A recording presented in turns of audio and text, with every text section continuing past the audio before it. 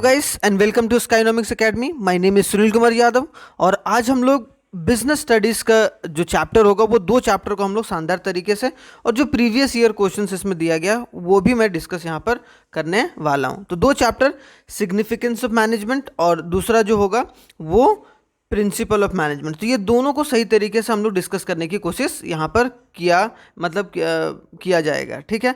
और हमने बहुत डिटेल में भी डिस्कस करा, थोड़ा सा कॉन्सेप्ट भी इसमें सिखाया गया है।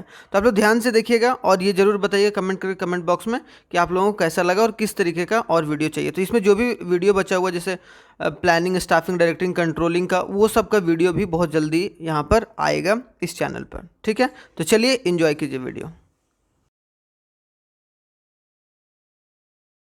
क्या है? ऑब्जेक्टिव टाइप क्वेश्चन है। पहला है name the process which provide the requisite amount or quality or time and a sequence of effort and ensure that a planned objectives are achieved with a minimum conflict। मतलब ये बोला जा रहा है कि वो कौन सा प्रोसेस है जिसके थ्रू जो प्लान्ड, जो भी आपने ऑब्जेक्टिव को प्लान करा है, ठीक है, मतलब एक तरीके से प्लान ऑब्जेक्टिव को पूरा करने के लिए मिनिमम कॉन्फ्लिक्ट हो, मतलब बिल्कुल कि किसी में झगड़ा झंझट भी ना हो और वो काम पूरा हो जाए और गोल अचीव कर लें।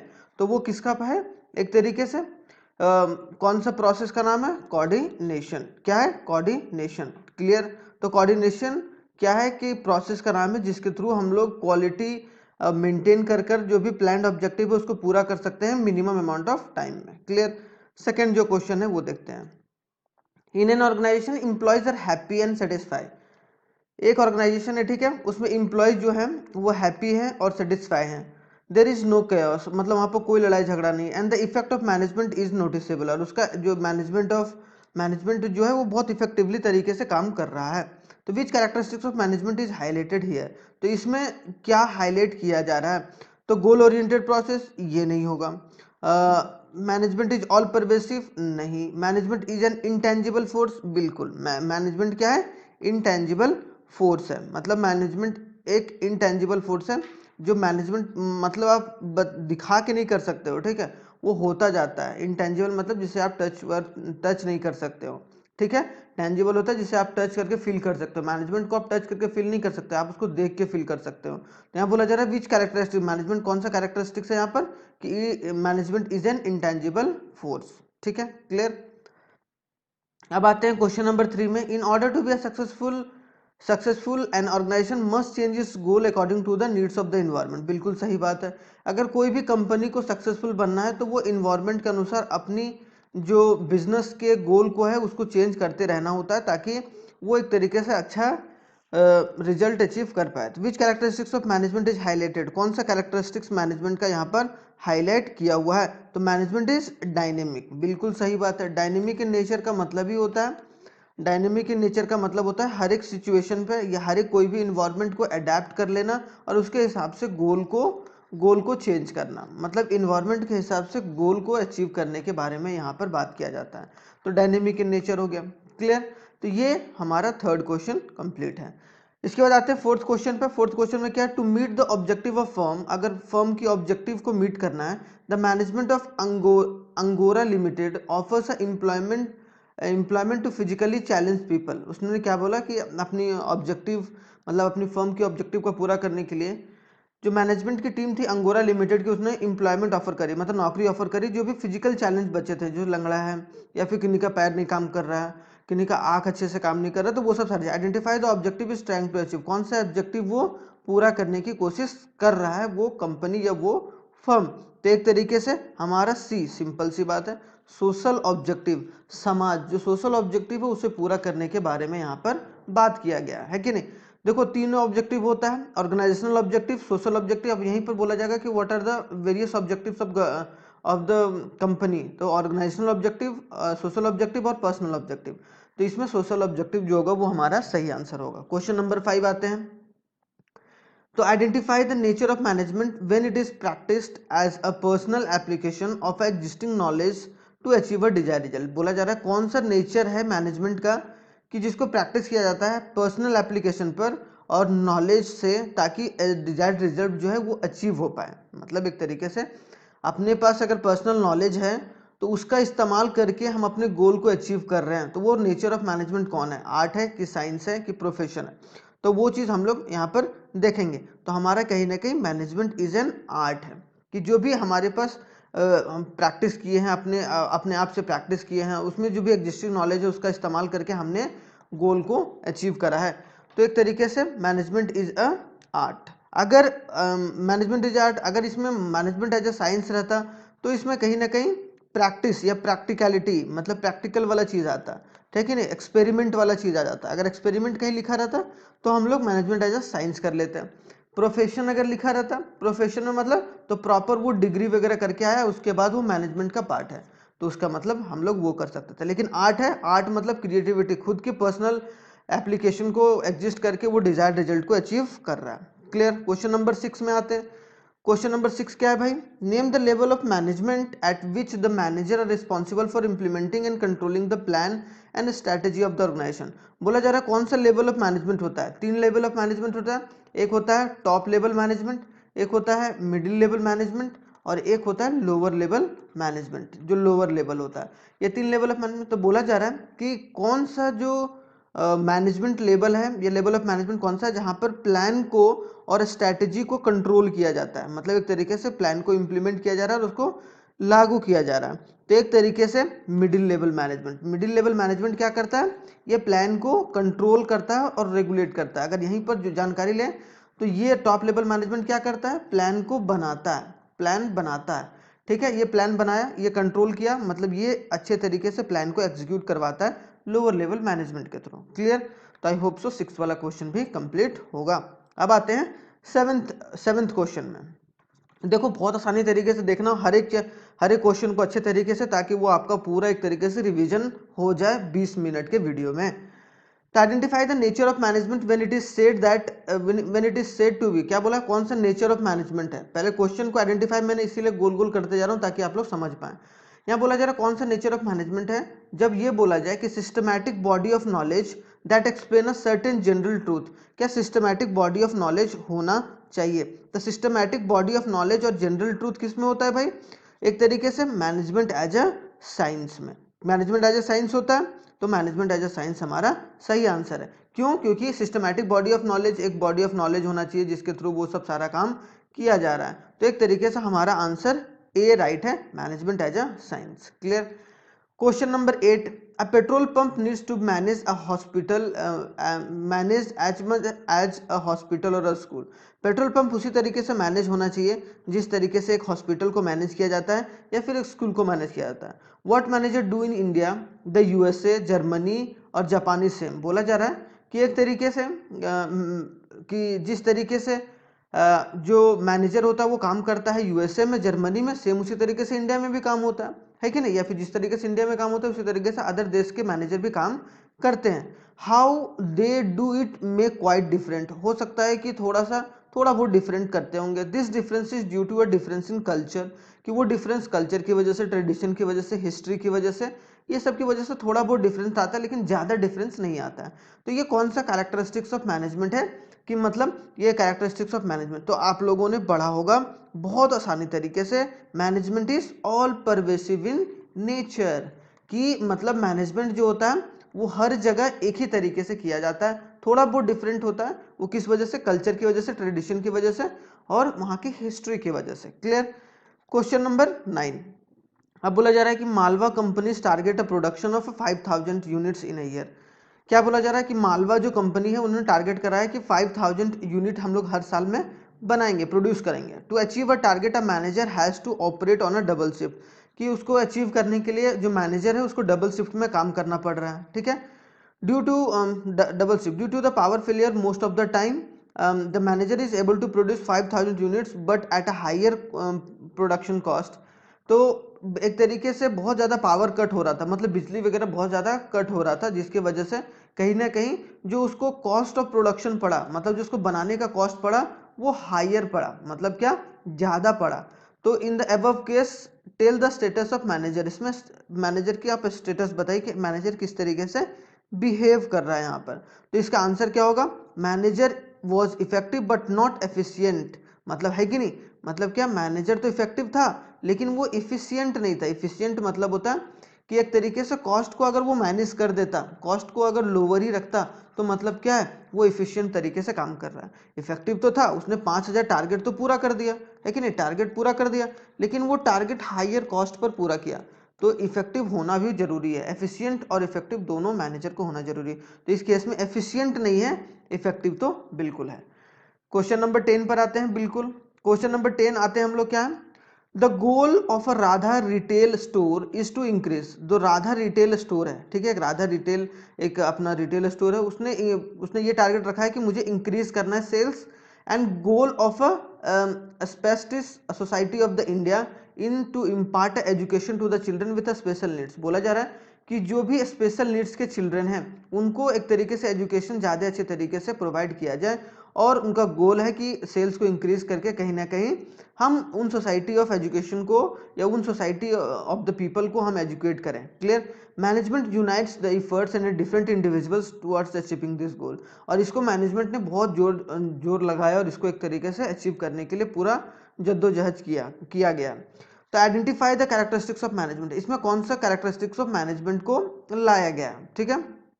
तो एक तरीके से कौन सा मैनेजमेंट है भाई इसमें, तो it is a goal oriented process, क्योंकि इसका गोल क्या है कि the goal of spastics society of India is to impart the education to the childrens, की एजुकेशन दिया जाए सेल करके, सेल इंक्रीज करके। तो एक तरीके से गोल ओरिएंटेड प्रोसेस, क्योंकि गोल का नाम आ चुका है कि नहीं, तो एक तरीके से ये गोल ओरिएंटेड प्रोसेस है। तो ऑप्शन नंबर बी हमारा राइट आंसर है। 11th क्वेश्चन है। 11th क्वेश्चन क्या है भाई, in a factory a product is manufacture, एक फैक्ट्री में प्रोडक्ट को मैन्युफैक्चर किया जा रहा है। In a garment store a customer need is satisfied and in the hospital patient is treated, है कि नहीं, कि प्रोडक्ट को एक फैक्ट्री में मैनेजर किया, मतलब एक तरीके से वहाँ प्रोडक्ट मैन्युफैक्चर किया जाता है। तो वहाँ से जो फैक्ट्री से सामान निकलते हैं उसमें से गारमेंट्स भी होते हैं, मतलब मान लो कपड़े क्या करते हैं, कपड़े कस्टमर की नीड्स को पूरा करते हैं। हॉस्पिटल क्या करता है, हॉस्पिटल में पेशेंट को ट्रीट किया जाता है। Management translate their work in terms of goal to achieve the assign roles, management क्या करता है, मैनेजमेंट एक तरीके से गोल को अचीव करने के लिए वो सब सारा काम करता है। तो गोल ओरिएंटेड प्रोसेस है भाई एक तरीके से मैनेजमेंट, है कि नहीं। तो बोला जाए identify the which dimension of management, dimension क्या है, तो ये बताना है। दो डायमेंशन, ऑपरेशन, वर्क और पीपल, ये तीन चीज डायमेंशन होता है एक तरीके से मैनेजमेंट का। इसमें कौन सा डायमेंशन लगा हुआ है, तो एक तरीके से मैनेजमेंट ऑफ वर्क, कि आप जो काम करते हो, है कि नहीं, यहाँ पर काम करने के बारे में बात किया गया ना। वर्क देखो यहाँ पर वर्क आया कि नहीं, management translate their work in terms of गोल, अपने काम को गोल की तरह वो समझते हैं। तो उसका डायमेंशन क्या है, गोल का काम, कि आप गोल को तभी अचीव कर पाओगे जब आप काम करोगे। तो वर्क पर ज़्यादा फोकस किया जाता है rather than on the goal. अगर वर्क पर फोकस किया जाएगा तो गोल अपने आप ही अचीव हो जाएगा। Question number 12, in order to be a successful an organization must change itself and its goal according to needs। Simple सी बात है कि अगर किसी को बिजनेस को अगर सक्सेसफुल होना है तो वो अपने आप को चेंज करता रहे और गोल के अकॉर्डिंग चेंज करता रहे और नीड्स के अकॉर्डिंग और इन्वायरमेंट के अकॉर्डिंग। जैसे regarding we have example of McDonald's, McDonald का एग्जांपल है। मैकडोनल्ड क्या है, the fast food giant made a major change in its menu to able to survive in Indian market. Indian market के लिए मतलब इसमें मेन्यू को वो चेंज किया जिसके थ्रू यहाँ पर सर्वाइव कर पाया। अगर वही सेम मेन्यू जो अमेरिका में चलता है वही मेन्यू अगर यहाँ रखता तो वो शायद उतना सक्सेसफुल नहीं हो जाता।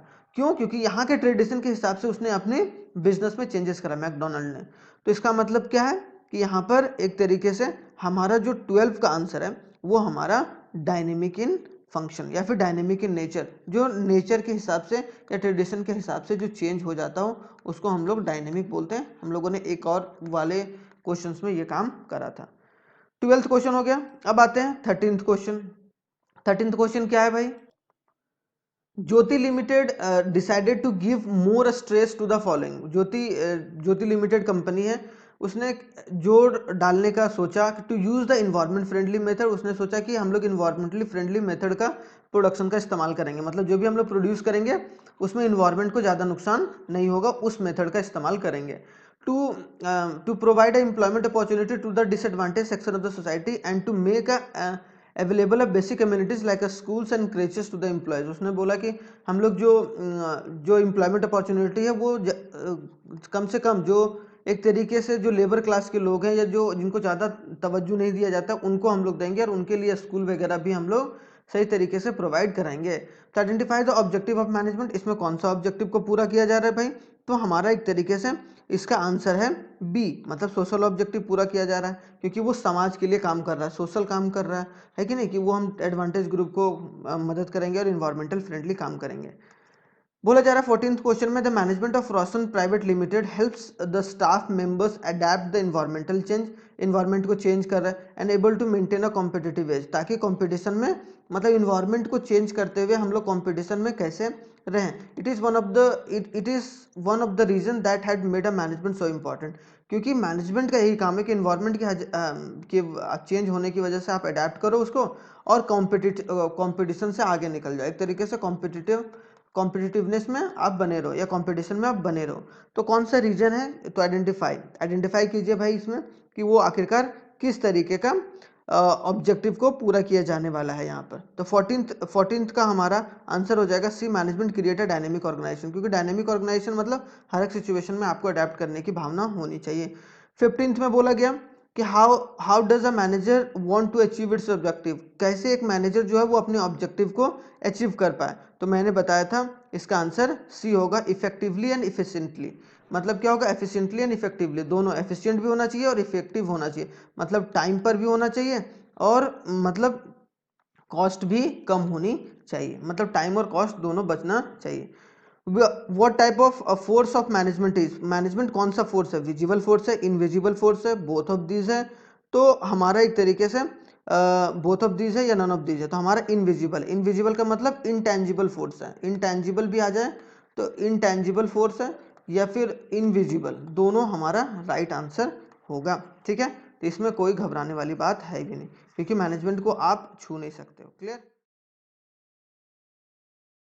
करते हैं पहले क्वेश्चन से। तो पहला क्वेश्चन क्या है? On the basis of principal of management were derived, मतलब बोला जा रहा है क्या कि on the basis, on what basis, किस बेसिस पर प्रिंसिपल ऑफ मैनेजमेंट जो है वो डिराइव किया गया, मतलब माना जाए कि प्रिंसिपल ऑफ मैनेजमेंट जो है आखिरकार वो किस चीज पर बेस्ड है, वो चीज हमें बताना है यहाँ पर। ठीक है, तो इसका ऑप्शन देख लेते हैं हम लोग। तो इसका ऑप्शन क्या होगा? ए होगा on the basis of observation, बिल्कुल नहीं है। बी होगा on the basis of experimental studies, ये भी अकेला नहीं होगा।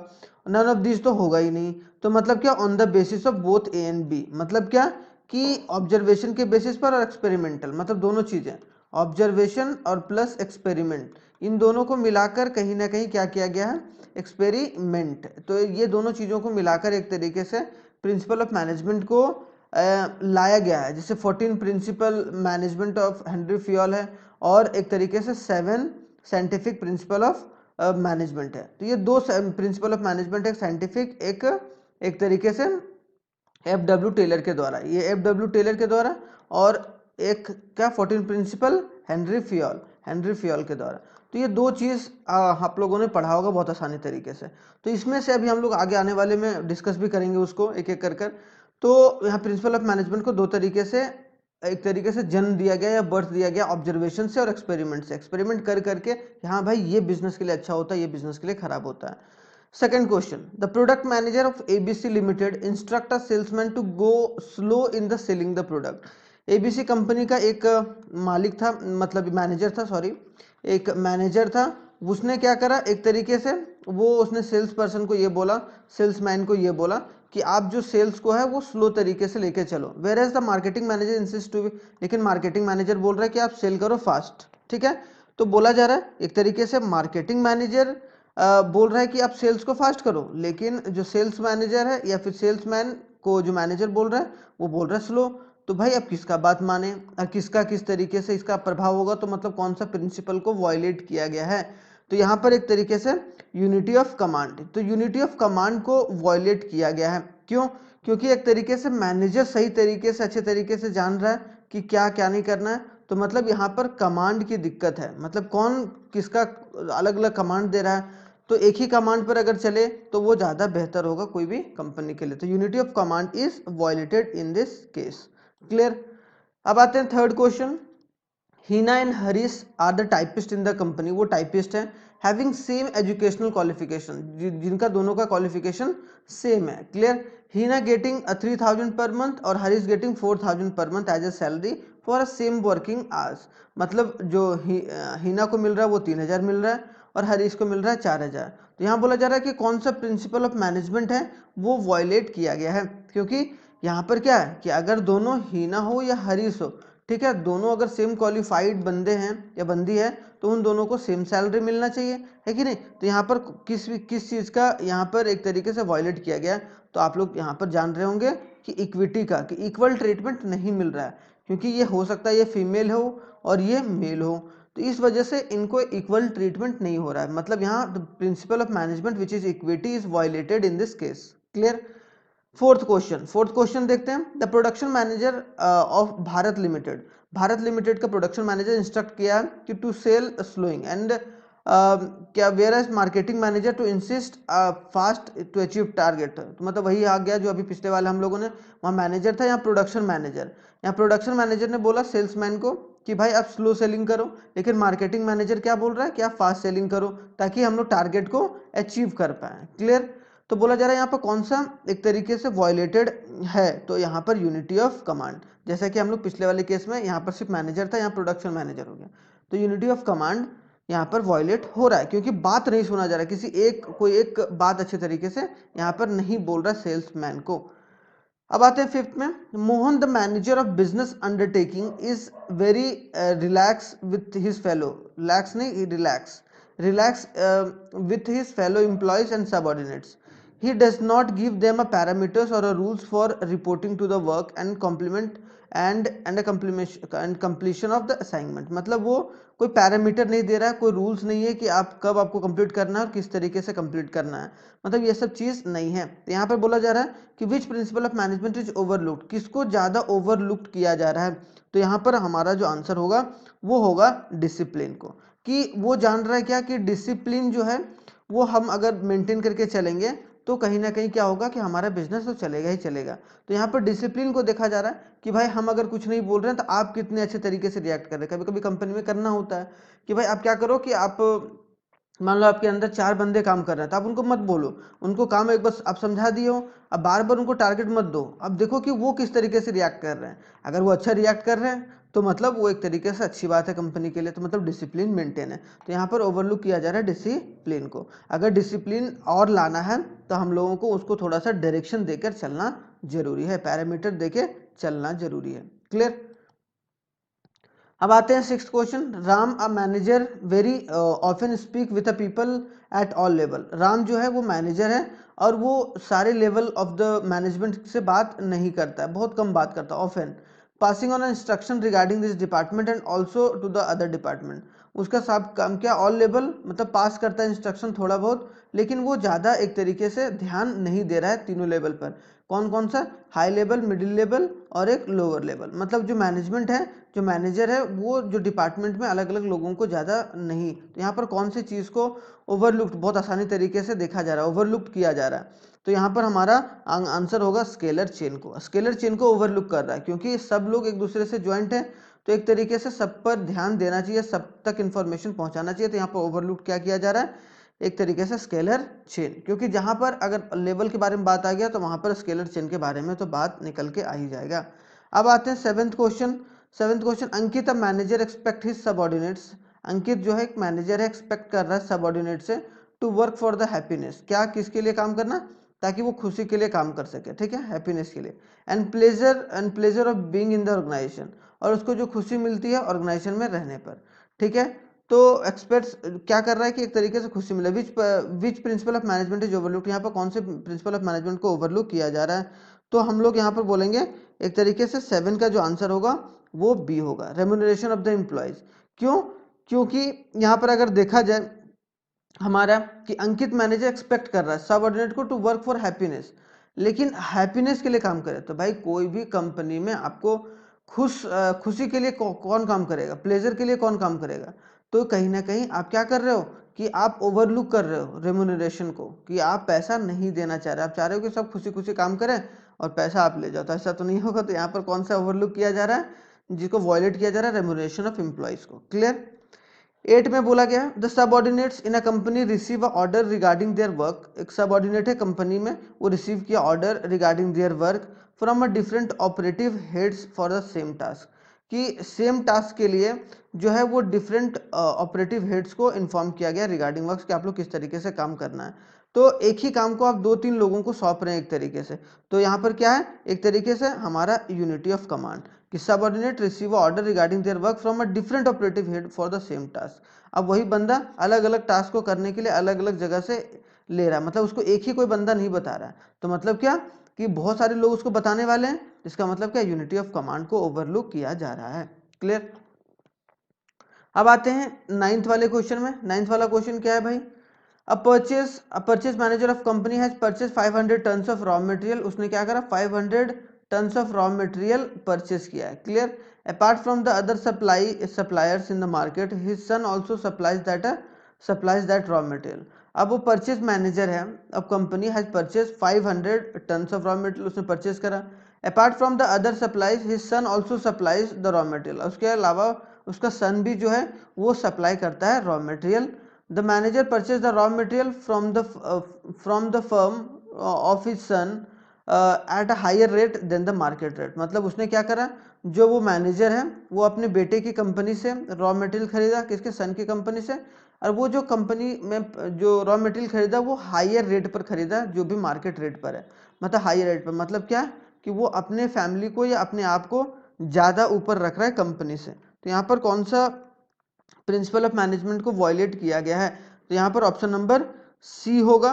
क्या किया गया कि subordinating personal interest to the general interest, कि पर्सनल इंटरेस्ट पर ज़्यादा ध्यान दे रहा है और वो जनरल इंटरेस्ट पर नहीं दे रहा। मतलब क्या, एक तरीके से कंपनी पर ज़्यादा फोकस होना चाहिए, जहाँ पर कम दाम मिल रहा है वहाँ पर उसे लेना चाहिए, लेकिन वो क्या कर रहा है, अपने बेटे को फ़ायदा पहुँचाने के लिए वो अपनी कंपनी में जहाँ काम कर रहा है उससे raw material higher cost per ले रहा है। Question number 10, what type of centralisation Fayol talks about. कौन से टाइप ऑफ सेंट्रलाइजेशन के बारे में बात किया गया है फेयोल के द्वारा, हेनरी फेयोल के द्वारा, जिन्होंने 14 प्रिंसिपल दिया था।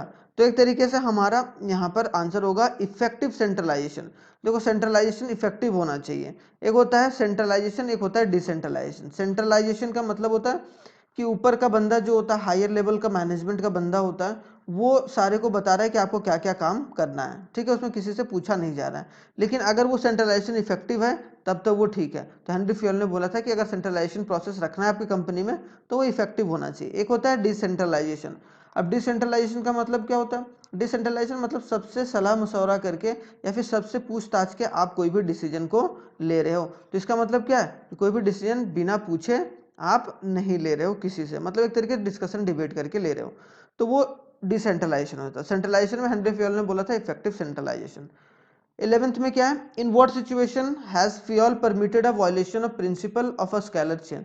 मतलब इन्होंने कौन सा सिचुएशन बोला था कि किस सिचुएशन में फेयोल जो परमिट किया गया कि जिसको वायलेट किया जा सकता है प्रिंसिपल ऑफ स्केलर चेन को। तो पहला है हमारा 11 में कि ए में, अच्छा ये यहाँ पर आ गया, when a employee is extraordinary capable at the time of sudden happening. हाँ, इस पर कि स्केलर चेन को अगर कुछ मान लो कि अचानक से कुछ घटना घट गया तो उसमें क्या किया जा सकता है, स्केलर चेन को नहीं फॉलो करो, क्योंकि उसमें आपको इमरजेंसी हो गई तो आप डायरेक्टली जाके जिसको बताना है, जिस डिपार्टमेंट को बताना है वो आप डिपार्टमेंट को बता दो। उसमें ये जैसे वही बात हो गया ना कि अगर पेशेंट कोई मरने वाला है तो आप उसको अलग अलग कि भाई पहले आप पुलिस कंप्लेन फाइल करो, पहले ये करो, पहले वो करो, पहले ये करो, तब आपका इलाज करेंगे, ऐसा नहीं होना चाहिए। पहले इलाज होना चाहिए, फिर उसके बाद में बात हो जाना चाहिए। तो सडन केस में हेनरी फेयोल ने बोला था कि आप क्या कर सकते हो, आप एक तरीके से वायलेट कर सकते हैं प्रिंसिपल ऑफ स्केलर चेन को, कि आपको किसी को बताने की जरूरत नहीं है क्योंकि वहां पर सडन कुछ हो गया है। तो ये कॉन्सेप्ट बहुत इंपॉर्टेंट है। क्लियर। 11th क्वेश्चन कंप्लीट हो गया। अब आते हैं 12th में। 12th क्या है भाई, according to which principle of management all similar activities for the fulfillment of one object must kept under one authority। बोला जा रहा है कि और जब सारे सिमिलर एक्टिविटी, जैसे मान लो कि सेल्स का काम है तो वो सेल्स डिपार्टमेंट के अंदर होना चाहिए, है कि नहीं। तो किस किस प्रिंसिपल में बोला गया है कि सारा जो एक काम है वो एक डिपार्टमेंट के पास होना चाहिए या एक अथॉरिटी के पास होना चाहिए ताकि वो अच्छे तरीके से फुलफिलमेंट हो पाए। तो हमारा 12th का आंसर होगा यूनिटी ऑफ डायरेक्शन। क्या यूनिटी ऑफ डायरेक्शन, तो यहाँ पर क्या होता है कि according to the unity of direction all similar activities for the fulfilment of one object must be kept under one authority. एक काम पहले कर लो भाई सेल्स मैनेजर, अगर उससे काम नहीं होगा तो आप दूसरे डिपार्टमेंट को आप दे सकते हो, लेकिन यूनिटी ऑफ डायरेक्शन इंपॉर्टेंट है, ठीक है। और in what two department did a Taylor divide the work of the factory manager, कौन से दो डिपार्टमेंट में जो टेलर थे, कौन FW टेलर, उन्होंने क्या करा था, फैक्ट्री मैनेजर को डिवाइड करा था। तो हमारा आंसर इसका सही होगा एक तरह का department of planning and production. कि प्लानिंग और प्रोडक्शन दो अलग चीजें हैं, कि प्लानिंग अलग डिपार्टमेंट करे और प्रोडक्शन अलग डिपार्टमेंट करे, ठीक है। प्रोडक्शन एक ही डिपार्टमेंट और प्लानिंग एक ही डिपार्टमेंट नहीं कर सकता है, ठीक है। तो कहीं ना कहीं दोनों, प्लानिंग करने के लिए अलग डिपार्टमेंट होना चाहिए और प्रोडक्शन करने के लिए अलग डिपार्टमेंट होना चाहिए। तो ये डिपार्टमेंट बहुत जरूरी है अगर कंपनी को आपको आगे लेकर चलना है तो, ठीक है। अंडर अ फेटिक स्टडी, अगर फेटिक स्टडी के बारे में बात किया जाए, फेटिक मतलब जो थकान वगैरह हो जाता है किसको, मतलब इम्प्लॉयज लोगों को, तो वो सब सारी चीजें, ठीक है। तो 14 का क्या बोला जाए, under the fatigue study tiring work is given to the employees, नहीं, टायरिंग वर्क नहीं देना चाहिए। एम्प्लॉयज मूवमेंट आर इंक्रीज, नहीं। Record maintain for a time consuming on the employees work, नहीं। Rest is given to the employees during a work, ये जरूरी है। फेटिक study के अनुसार ये बोला गया कि अगर थकावट हो जाती है किसी को, या फिर आप अगर अपनी कंपनीज में रेस्ट रूम नहीं बनाए हो तो आप बना लीजिए, ताकि वो एक तरीके से अच्छे तरीके से काम आए आपकी कंपनी में और इम्प्लॉय जो वो खुश रहे, क्योंकि उनको रेस्ट करना बहुत जरूरी है वर्क के ड्यूरेशन में। वर्क ड्यूरेशन में एक तरीके से आप उसको रेस्ट का पीरियड देते चलिए। क्लियर, 14th क्वेश्चन कंप्लीट हो गया।